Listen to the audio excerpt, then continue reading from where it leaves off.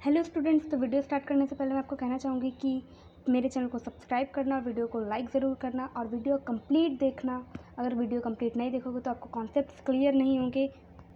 आप चाहें तो वीडियो की स्पीड बढ़ाकर देख सकते हैं, लेकिन प्लीज़ कंप्लीट देखना वरना कॉन्सेप्ट्स क्लियर नहीं होंगे। सो इसी के साथ हम स्टार्ट करते हैं आज की क्लास। Students, let's begin. आज हम करेंगे क्लास 10th की मैथ्स का चैप्टर नंबर 1 NCERT बुक का क्वेश्चन नंबर 2 और 3।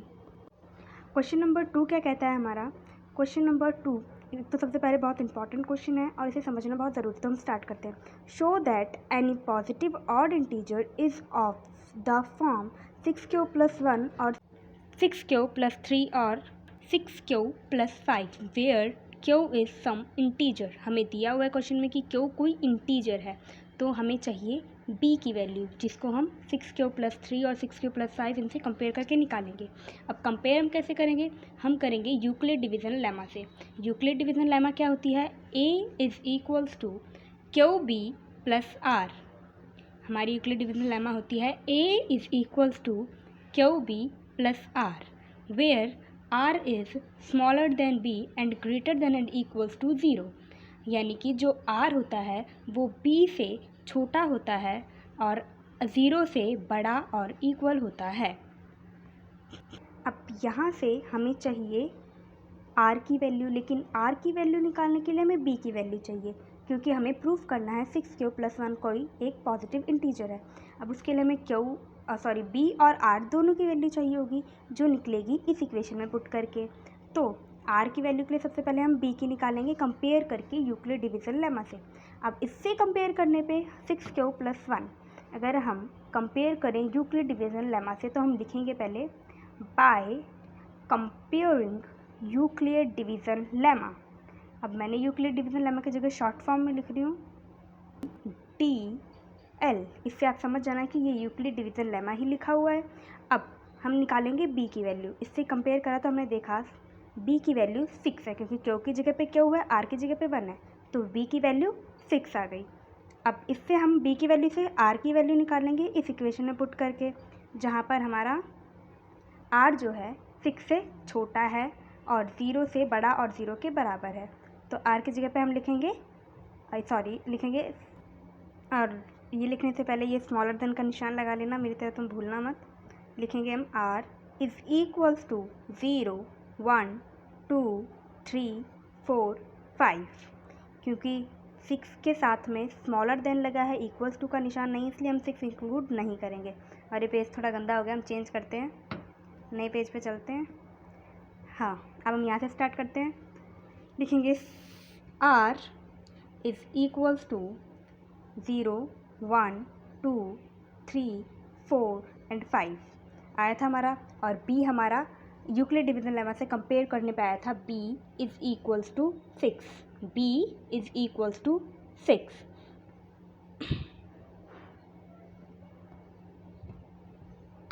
R और A की वैल्यू को B की वैल्यू को हम पुट करेंगे यूक्लिड डिवीज़न लेमा में। इसे ज़रूर याद रखना, यूक्लिड डिवीज़न लेमा में पुट करेंगे, जहाँ पे हम R लेंगे 0 और 6 लेंगे B। तो Q और B की जगह पे 6, तो ये जाएगा 6Q + 0। लेकिन हमें ये प्रूफ करना ही नहीं करना ना, तो इसलिए हम इसे नहीं लेंगे। और हम ये क्यों नहीं लेंगे? क्योंकि हमें क्वेश्चन में बोला है so positive odd integer show करना है हमें। अब ऑड नंबर क्या है? 1 3 and 5 when R is equals to 1 B and B is equals to 6। अब हम इसे पुट करेंगे यूक्लिड डिवीज़न लेमा में, तो लिखेंगे 6Q + 1, ये हमारा फर्स्ट हो गया। अब हम दूसरा ऑड नंबर लेंगे where R is equals to 3, odd number है, और B इज़ इक्वल्स टू 6, इसे भी हम यूक्लिड डिवीज़न लेमा में पुट करेंगे, तो 6Q + 3। और ये दो हमारे पे हैं, हमें प्रूफ करना था 6Q + 1 6Q + 3 और 6Q + 5। अब हम R की जगह पे लिखेंगे 5, सो लिखेंगे हम where R is equals to 5 and B is equals to 6।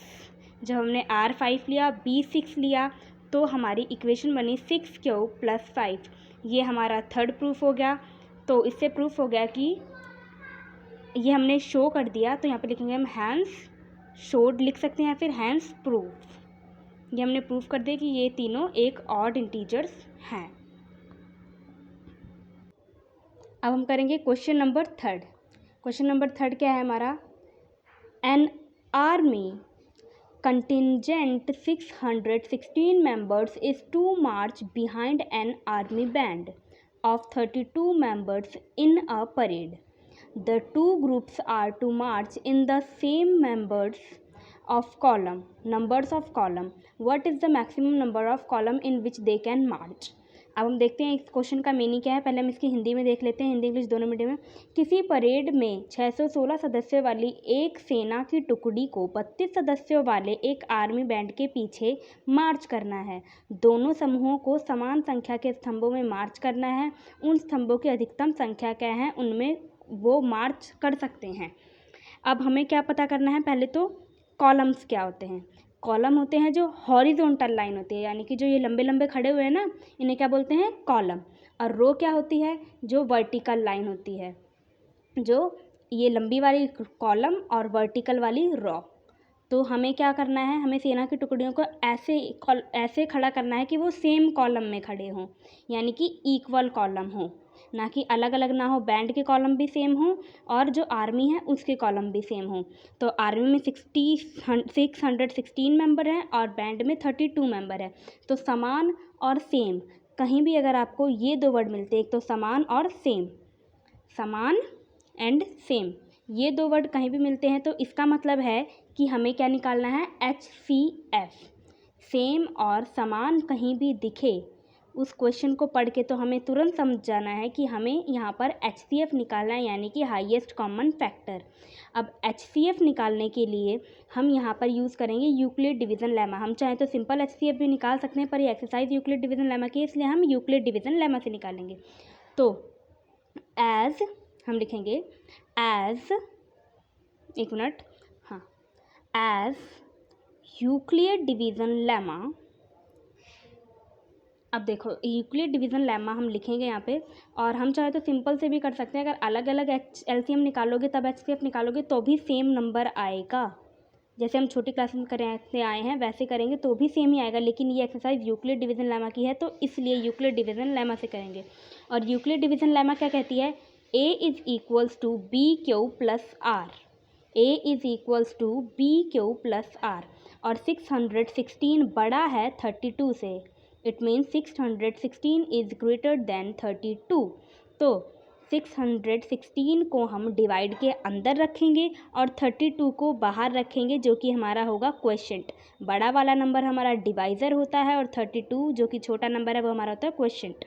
अब हम इसे डिवाइड करेंगे, 32 बन जा 32। अब हम माइनस करेंगे तो ये आएगा 29।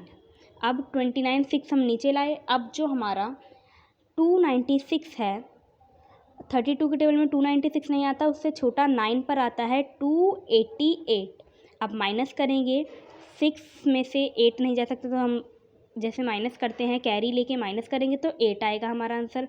8 जो हमारा आया है वो है रिमाइंडर। अब रिमाइंडर जो है वो हमारा क्या बन जाता है, क्वोशिएंट, और जो क्वोशिएंट होता है वो हमारा डिवाइज़र बन जाता है। तो 32 हमारा क्वोशिएंट था, तो अब वो हमारा डिवाइज़र बन के अंदर चला जाएगा, और 8 हमारा रिमाइंडर था तो वो बाहर आ जाएगा। यूक्लिड डिवीज़न ऐसे ही होती है।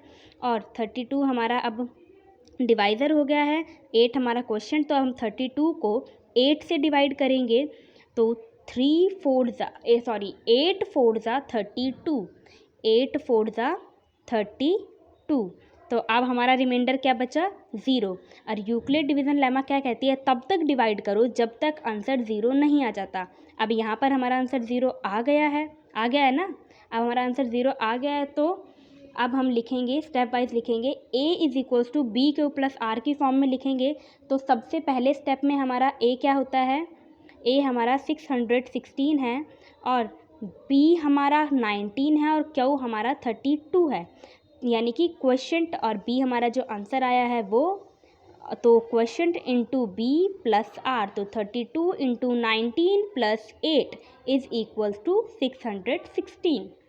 अब नेक्स्ट स्टेप क्या है हमारा, अब हमने 32 को डिवाइड करा था 8 से, तो ए हमारा 32, 8 इंटू 4 प्लस 0, 8 इंटू 4 प्लस 0, क्योंकि रिमाइंडर हमारा 0 है।